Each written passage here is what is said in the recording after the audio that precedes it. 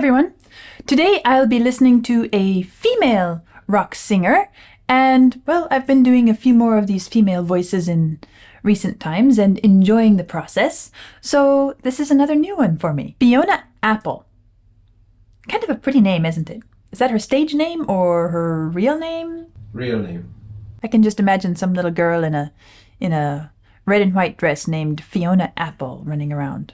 Fiona Apple is an American singer-songwriter. She released 5 albums from 1996 to 2020, all of which reached the top 20 on the US Billboard 200 chart. Fiona has received numerous awards and nominations, including 3 Grammy Awards, 2 MTV Video Music Awards, and a Billboard Music Award. Criminal is the 3rd single from her debut studio album, Tidal. The single was shipped to radio on June 2, 1997, and is her highest charting single, peaking at number 21 on the Billboard Hot 100. Her only entry to date. Well, it seems she's still in the business, so maybe she'll have something new coming. As well as number 4 on the Billboard Modern Rock Tracks. The song won the Grammy Award for Best Female Rock Vocal Performance at the 40th Grammy Awards and was nominated for Best Rock Song. Criminal was listed at number 55 on VH1's 100 Greatest Songs of the 90s and number 71 on Blender Magazine's 2005 list of the 500 Greatest Songs Since You Were Born. Since who was born? 500 Greatest Songs Since You Were Born. Kind of an interesting list. Apple has stated that the song is about feeling bad for... And I have to remind myself that Apple is her name. This is not Apple, the technology company. Apple, the singer, has stated that the song is about feeling bad for getting something so easily by using your sexuality. That's an interesting topic. All right, here we go.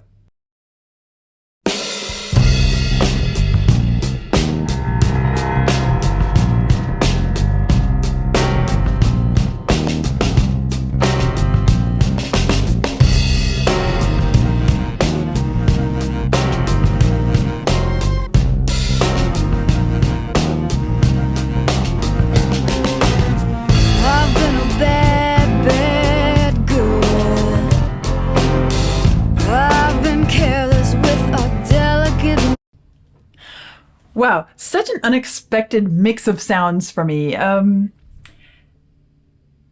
It starts out, the first few seconds, with this really strong rock feel with the drums really prominent. But then I started hearing, wait, that's some piano. There's some piano in there, which gives this feeling of kind of suspense and something is not right. There's a sort of dark element to it, kind of stormy quality. And then we hear flutes coming. So we have drums, piano, and flutes as the 3 primary sonic focal points at the beginning. And then when her voice came in, I immediately linked it to the flutes because of the sonic quality. It has that same mellow, flute-like, almost, I would say almost wooden flute quality. Of course, there's the bass. Really a bit of thunder in the distance there.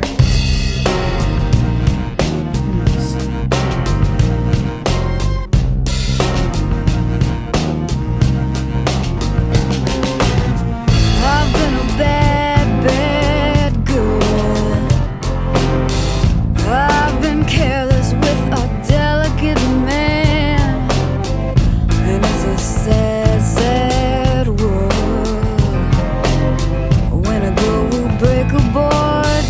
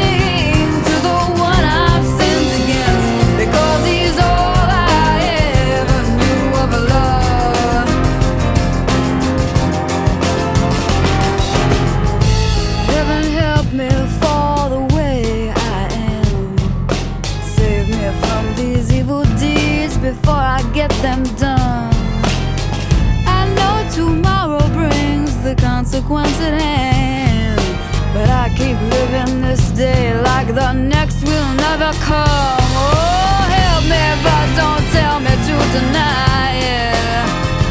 I gotta cleanse myself of all these lies till I'm good enough for him.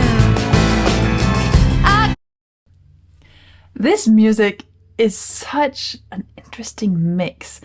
Yes, I could link it to some strands that I've started to follow in the rock music progression, but instead, at the moment, I feel like, well, I want to tell you what it is sending me towards from my own music experience and background. There's a piece for harp. It's a sonata by a French woman, Germaine Taillefer, who was a member of a group of French composers in the early 20th century called Les Six. And their musical style was kind of different from the really dramatic, melodramatic, overblown, heavy-handed, late romantic style. It was kind of a backlash against that, and it was much more pared down, and there are things about this orchestration and this mix. There's some dissonances and some little musical motifs and figures which kind of make me think of Germaine Taillefer and her colleagues, her group of composers that all worked, kind of shared ideas together for a period of their lives and eventually split off into their own careers and futures. So there's that element. Kind of I wouldn't call it neoclassical. It's not quite neoclassical, but it's this kind of taking away all the layers of drama and finding something else beneath it. Not too spare that it feels cold. There's this element of dissonance and this handling of the harmonies that is, I guess, a bit different than I've heard in a lot of rock music. And that's why it's reminding me of that group of composers. Now, it also has this element of kind of first half of the 20th century movie music. Also because I think of the strings and the flute and the mix of, and the piano, the mix of instruments, as well as the sort of dissonance. And it's so interesting to hear this, knowing that it's a 90s piece of music and in the rock genre, and just having all these different ideas and cross-references and connections forming in my mind as I'm listening to it. She's classically trained, and she started composing her first pieces of music at the age of 8. That's interesting. The introduction didn't say. Clearly she's the vocalist, but did she also write the music itself on this piece? If she did, it makes sense. If she's playing, okay, Vlad says she's playing the piano, and that makes sense. She's kind of pulling in some, I would say, primarily 20th century classical strands of musical development, which of course are rooted further back in history, but I feel that in her music. Don't tell me to deny it. I gotta cleanse myself of all these lies till I'm good enough for him. I got a lot to lose and I'm betting high, so I'm begging you before it ends, just tell me where to begin. Hey, what I need is a good defense, 'cause I'm feeling like a criminal, and I need to be redeemed to the one I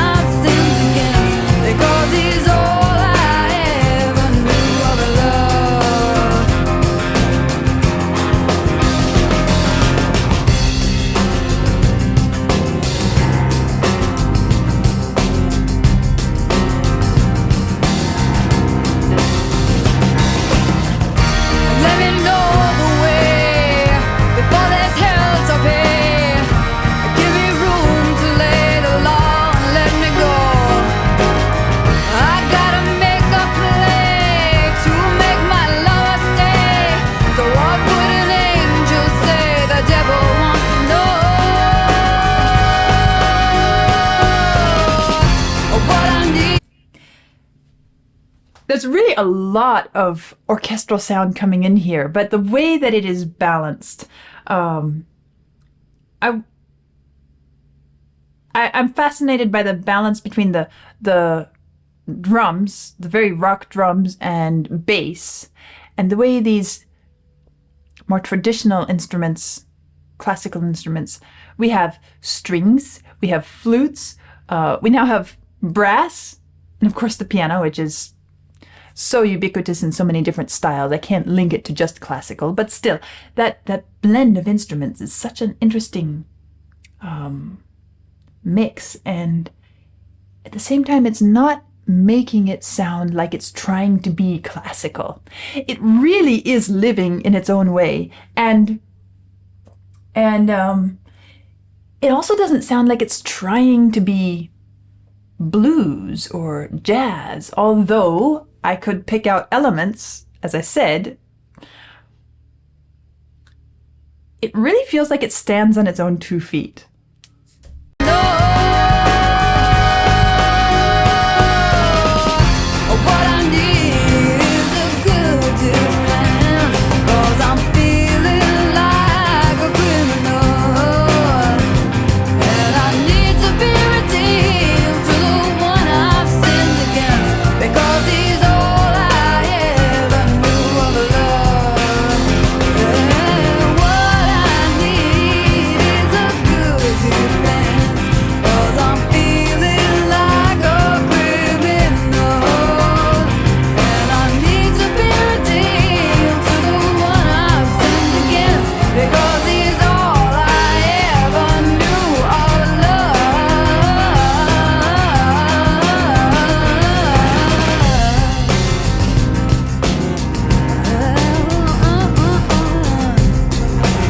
And now suddenly her voice returns to the sort of wooden flute sonic quality, because she'd moved away from that, hasn't she? She's gone a little bit more edgy, and it still has a sort of darkness to it, but it didn't have that soft mellowness that she opened with. But now, as the flutes are coming back, so also is her voice returning a bit more to that mellow sonority.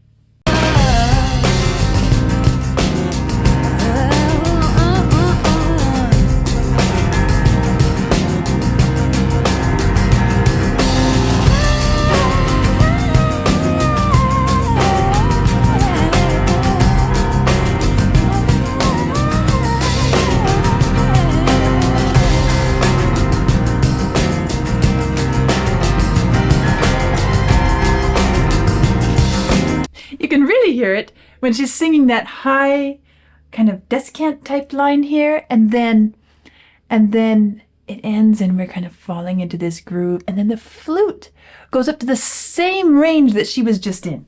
Notice this. She's up here. And listen.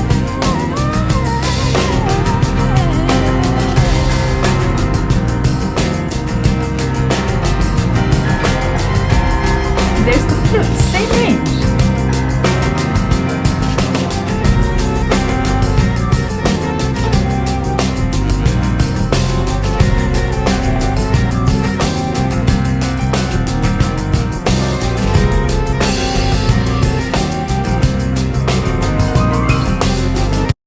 You hear this piano?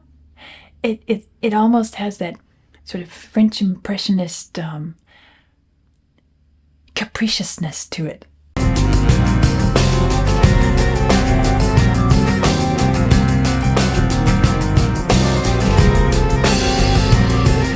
Kind of watery sounding.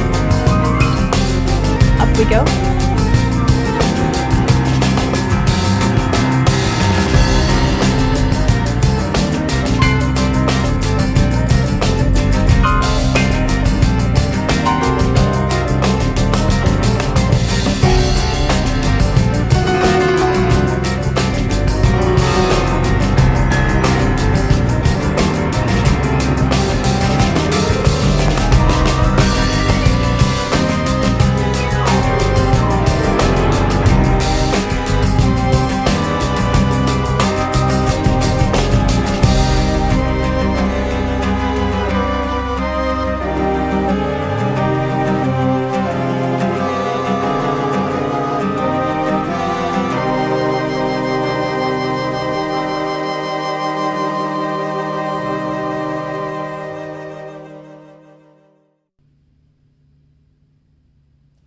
That's interesting. The opening started with the drums in our face, but the ending took away both the voice and the drums. And it was just before that happened, I was thinking to myself, if I were to listen to this music again, with neither the drums nor the voice present, maybe take out the bass as well, I would feel as if I were listening to some 20th century classical composition. She's done a great job of layering and combining these different elements, and it's really fascinating.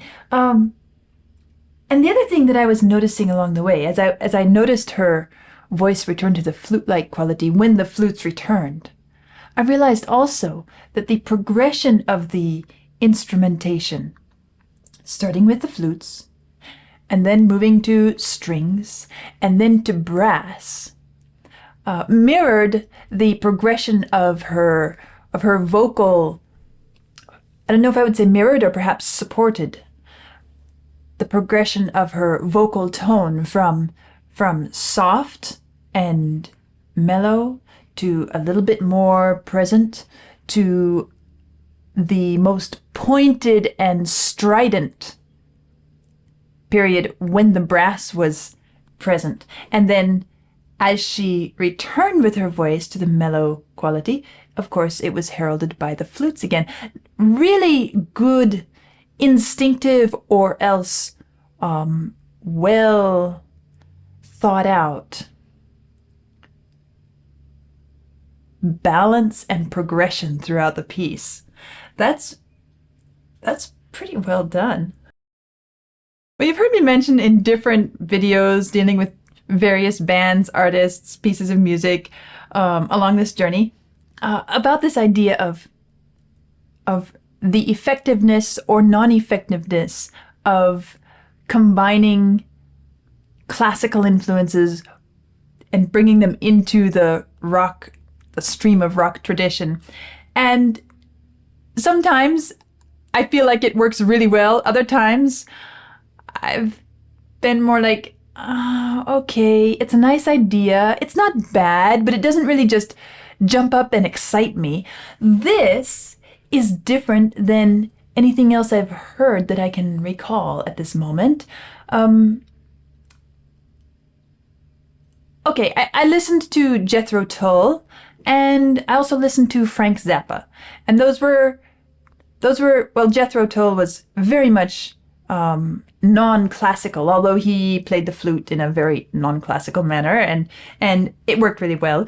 Frank Zappa, of course, is the eccentric that he is, and that piece was fascinating as well. But here we have a piece of music that feels like it draws from these two strands of tradition and turns them into its very own life form, very naturally, with ease, and it doesn't feel contrived. It doesn't feel like it required effort or some strategy of, okay, I want this here and that there. It comes together so nicely, and her voice fits in the whole scheme so well. I guess it's the first rock piece that I've listened to that doesn't send me back to the earlier classical traditions, but settles more in the 20th century developments of classical music. The dissonance and the different styles that were developing in the 20th century are evident here in this music. At the same time, it's not trying to be progressive rock or intentionally say, all right, I'm pulling on classical influences here to make this somehow more, what should I say? More respectable isn't the word, but you get the idea. I like how easy and natural this feels. The way it blends, the way it progresses. That's what really impresses me in this piece of music. And I'm fascinated. Perhaps I will listen to another piece or so by this Fiona Apple. I'm still struck by the name, Fiona Apple. It sounds like it should have come from, I don't know, the 1800s maybe? Or else now, the 21st century, when everybody's returning to those antique names and those floral, fruity colors and flavors, and also going with the weird... Okay, enough about names, but Fiona Apple. I guess I'll remember that name. It'll stick in my mind, and I'm curious to hear a bit more of her music to see how representative is this, and what else does she have to bring to the table, because this is kind of intriguing. Well, I haven't even mentioned the lyrics, the idea of that's being presented here, and I guess what strikes me is that we hear a lot of reflection on sexual encounters from other perspectives. But this, you know, the predominantly female power and the feeling of guilt of misusing that power.